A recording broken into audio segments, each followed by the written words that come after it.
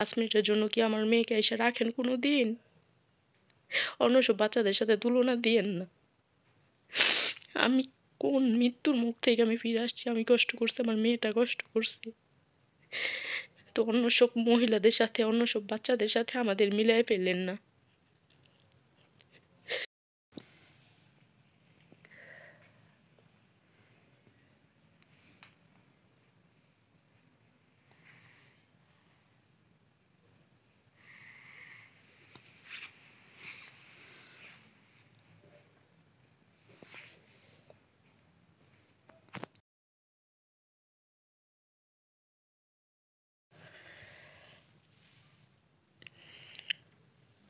বাচ্চারা যখন ঘুমায় থাকে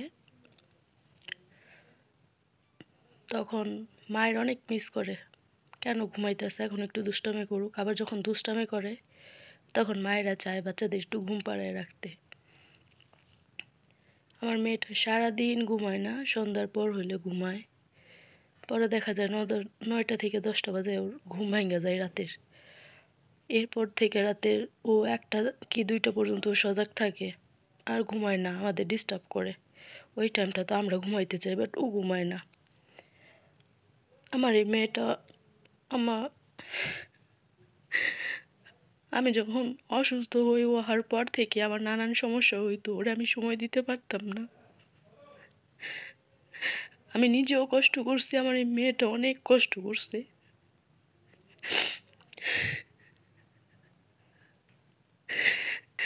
যখন একটা বাচ্চার 6 মাস হয় তখন বাড়তি খাবার দিতে হয়, এটা সেটা শিখাইতে হয়, ওইটা আমি ওরা করতে পারি নাই। তখন আমি অনেক অসুস্থ হই, এই হসপিটাল ওই হসপিটাল আমি শুধু দৌড়াদৌড়ি করি।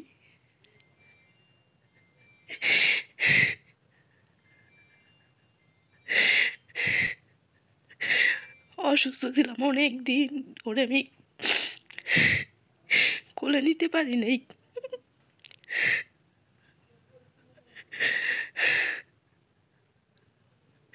আমার এই মেয়েটা ওর নানার কাছে, নানির কাছে, ওর খালামণির কাছে, ওর বাবার কাছে একমাত্র থাকছি। আর দুনিয়ার কোনো একটা মানুষ কইতে পারতো না আমার মেয়েটারে 5 মিনিটের লেগে রাখছি। দুনিয়াতে আর একটা মানুষও বলতে পারবো না, একটা বান্দা বলতে পারবো না আমার মেয়েটারে 5 মিনিটের জন্য রাখছিল এই 3 বছর বয়সে। এই 3টা বছর আমি আর ওর বাবা বিশেষ করে বেশি টাইম দিছি এই মেয়েটারে। আমি বলতে গেলে খুবই কম দিছি, ওর বাবা বেশি দিছে।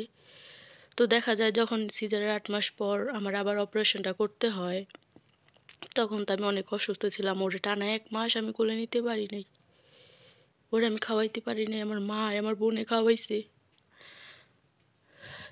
ওই টাইমে মূলত বাচ্চাদের খাওয়ানোর শিখানোর বয়স, কথা বইলা কথা শিখানোর বয়স।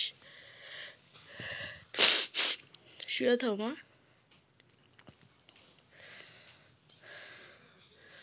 ওই টাইমে ওরে আমি খাওয়াও শিখাইতে পারি নাই, কথাও শিখাইতে পারি নাই।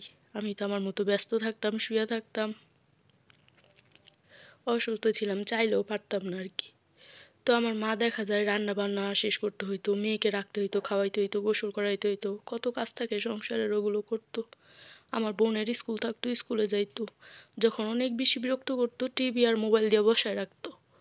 তো দেখা যায় ও তখন ভালোই কথা বলতো, রেসপন্স করতো, কিন্তু আমরা সময় দিতে পারি নাই দেখা ও এখন পর্যন্ত কথা বলে না, ও হাঁটেও নাই।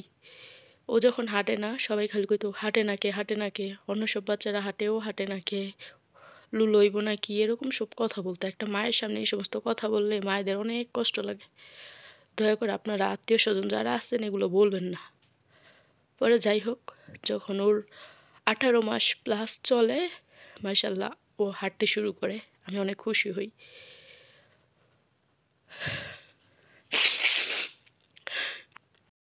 তখন থেকে মূলত যখন ও হাঁটা শিখে তখন এই লুলা কথাটা আর বলা হয় নাই, ও হাঁটতে পারতো না নাকি, হাঁটতে পারতো না নাকি, এই কথাটা বলা বন্ধ হয়। এখন ওর 3 বছর হয়ে গেছে, এখন ও 8 মাস যখন ছিল তখন ও অনেক ভালো কথা বলতো, এখন বলে না। ওই যে আমরা শিখাইতে পারি নাই, সময় দিতে পারি নাই, কাজের ব্যস্ততা, যখন একটু সুস্থ হয়েছি কাজের ব্যস্ততায় টিভি মোবাইল দিয়ে বসায় বসায় কাজ করতাম।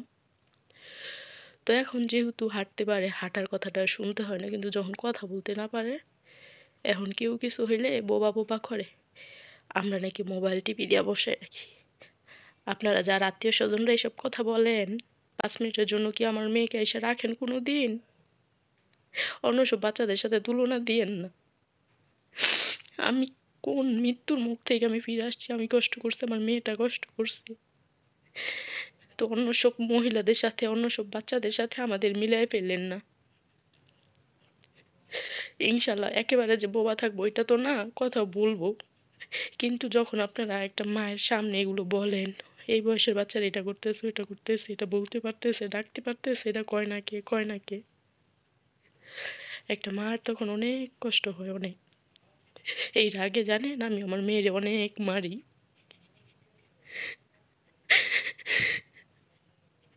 অনেক বকি, আমি অনেক মারি, অনেক বকি। কিন্তু আমি তো মা, আমি যখন মারি বকি একটু পর আমার অনেক খারাপ লাগে। আপনারা এই সমস্ত কথা না বললে পারলে আমার 2টা কথা বললে সান্ত্বনা দিবেন, এগুলো বলবেন না।